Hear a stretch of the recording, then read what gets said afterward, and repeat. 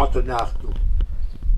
Lettre à monsieur le législateur de la loi sur les stupéfiants.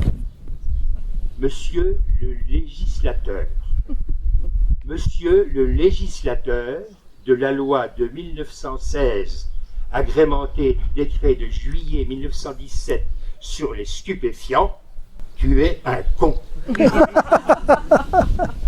Ta loi ne sert qu'à embêter la pharmacie mondiale sans profit pour l'étiage toxicomanique de la nation. Parce que, premièrement, le nombre de toxicomanes qui s'approvisionnent chez le pharmacien est infime. Deuxièmement, les vrais toxicomanes ne s'approvisionnent pas chez le pharmacien. Troisièmement, les toxicomanes qui s'approvisionnent chez le pharmacien sont tous des malades. Quatrièmement, le nombre des toxicomanes malades est infime par rapport à celui des toxicomanes voluptueux. Cinquièmement, la restriction pharmaceutique de la drogue ne gêneront jamais les toxicomanes voluptueux et organisés. Sixièmement, il y aura toujours des frondeurs. Septièmement, il y aura toujours des toxicomanes par vice de forme, par passion. Huitièmement, les toxicomanes malades ont sur la société un droit imprescriptible qui est celui qu'on leur foute la paix. La loi sur les stupéfiants met entre les mains de l'inspecteur usurpateur de la santé publique le droit de disposer de la douleur des hommes. C'est une prétention singulière de la médecine moderne que de vouloir dicter ses devoirs à la conscience de chacun.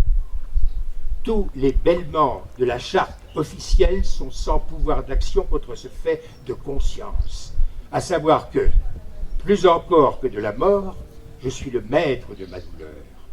Tout homme est juge exclusive de la quantité de douleur physique ou encore de vacuité mentale qu'il peut honnêtement supporter. Lucidité ou non-lucidité, il y a une lucidité que nulle maladie ne m'enlèvera jamais, c'est celle qui me dicte le sentiment de ma vie physique. Et si j'ai perdu ma lucidité, la médecine n'a qu'une chose à faire, c'est de me donner les substances qui me permettent de recouvrir l'usage de cette lucidité. Messieurs les dictateurs de l'école pharmaceutique de France, vous êtes des cuistres rognés.